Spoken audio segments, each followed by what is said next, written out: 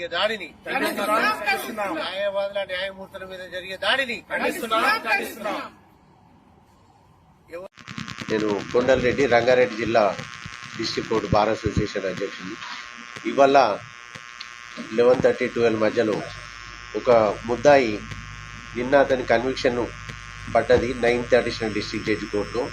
So ఇవాళ ఇంకొక కేసులో అపియర్ అయితే ఆ కేసు అపియర్ అయిన తర్వాత బయటకు వెళ్ళే క్రమంలో అతను చెప్పు తీసి జడ్జి గారికి డైరెక్ట్ కొట్టిండు. అక్కడి నుంచి ఎక్కడైతే ఆయన నిలబడ్డాడో ఆ ప్లేస్ నుంచి జడ్జి గారి మీద విసిరేసడం వల్ల తనకు కూడా దెబ్బలు తల్లి. ఆ విషయం తెలియగానే ఇమ్మీడియట్గా మేము బార్ అసోసియేషన్ ప్రెసిడెంట్, మా సెక్రటరీ గారు, మిగిలిన అందరు అడ్వకేట్స్, మా బాడీ వాళ్ళు కూడా వెళ్ళి అక్కడ మేడంను పరామర్శించడం. తర్వాత తనను కూడా వేరే ఇంకొక కేసు ఉంది, ఆయన చాలా రెగ్యులర్ అఫెండర్, అయినా చాలా కేసులు ఉన్నాయంట. ఆయన ఆల్రెడీ కన్విక్టెడ్, జైల్లోనే ఉన్నాడు, కన్విక్టెడ్ అక్యూజ్డ్ అయినా. సో అలాంటి వ్యక్తిని పోలీసులు కూడా వచ్చిన ఎవరైతే ప్రొటెక్షన్ వాళ్ళు ఎస్కార్ట్ పోలీసులు ఉంటారు వారు కనీసం కూడా జడ్జి గారి మీద దాడి జరిగిన తర్వాత కూడా ఎలాంటి చర్యలు తీసుకోకుండా తనని తీసుకొని ఇంకొక కోర్టులో కూడా అప్పీరెన్స్ తీసుకెళ్లారు. ఆ క్రమంలో మేము అతను తీసుకొచ్చి పోలీసు వాళ్ళకి అప్పయిపోయిన తర్వాత తీసుకెళ్లారు. తన మీద కేసు కూడా ఆల్రెడీ రిజిస్టర్ చేయడానికి పోలీసు వారికి రిప్రజెంటేషన్ ఇచ్చిన డీసీపీ గారు కూడా వచ్చారు. అతన్ని తీవ్రంగా కఠినంగా శిక్షించాలి. అతను రెగ్యులర్ కేసెస్ చాలా ఉంటాయి.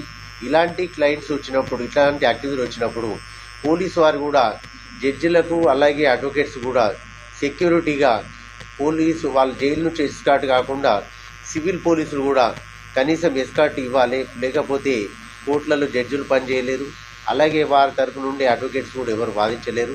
దీన్ని మేము న్యాయవాదులందరం కూడా తీవ్రంగా ముక్తకంఠంతో ఖండిస్తున్నాము. దీని సందర్భంగా దీనికి నిరసనగా, న్యాయమూర్తి మీద జరిగిన దాడికి నిరసనగా రేపు తెలంగాణ వ్యాప్తంగా అన్ని బార్ అసోసియేషన్లు కూడా బాయ్కాట్ చేయడానికి పిలుపునియడం జరుగుతుంది. ది ఫెడరేషన్ అసోసియేషన్ అధ్యక్షునిగా కూడా నేను ఉన్నాను. కాబట్టి అన్ని బార్ అసోసియేషన్లు ఎక్కడ జరిగినా, న్యాయమూర్తి మీద జరిగినా, న్యాయవాది మీద జరిగినా, లేదు జ్యుడిషియరీ స్టాఫ్ మీద జరిగినా, ఇది మొత్తం న్యాయ వ్యవస్థ మీద జరిగినట్టు. ఇవల్ల ఒక దుర్దినంగా భావించవచ్చు. ఒక మహిళా జడ్జి అని కూడా చూడకుండా ఒక అక్యూజ్డ్ కరణ్ సింగ్ అట అతని పేరు, తనని తీవ్రంగా శిక్షించాలి. అతనికి ఈ కేసులో మాత్రము మరణశిక్ష విధించాలి. ఇలాంటి అక్యూజ్డ్ ఎవడని చేస్తే మాత్రము న్యాయవాదులు, న్యాయమూర్తులు కూడా తిరిగి వాళ్ళకి తగిన బుద్ధి చెప్తారని తీవ్రంగా హెచ్చరిస్తారు.